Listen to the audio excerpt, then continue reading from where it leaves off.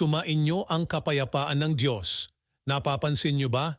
Hindi man lahat, marami sa atin ang abalang-abala sa buhay-buhay.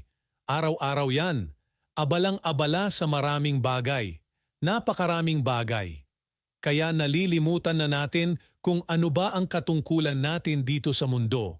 May nakakaalam ba?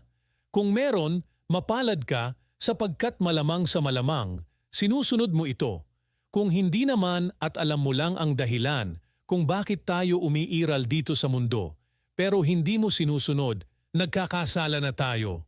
Utos kasi ito ng Panginoong Diyos. Makipag-usap tayo sa ating mapagmahal na manglilikha sa pamamagitan ng panalangin. Kahit na may kailangan tayo sa Kanya o wala. Hindi naman kailangan mahaba. Ayaw niya lang ng walang kabuluhang paulit-ulit na panalangin. Tanda natin, alam na ng Diyos ang ating kailangan bago pa natin hilingin.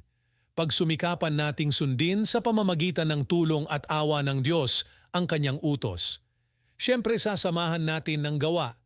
Hindi naman pwedeng puro ngawa. Ano ba itong utos ang sinasabi ko? O eto na nga, unawain at isapuso natin ito.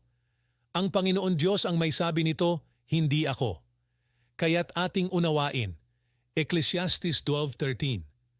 Ito ang wakas ng bagay. Lahat ay narinig. Ikaw ay matakot sa Diyos at sundin mo ang kaniyang mga utos sapagkat ito ang buong katungkulan ng tao. Napakalinaw pa sa sikat ng araw kung ano ang dapat nating gawin at unahin. Ako man, ngayon ko na lang din na-realize ito. Masyado kong inuna ang mundo, puro sarili ko, puro panglupa. Nakalimutan ko na ang pagkatao natin ay katawan at espiritu.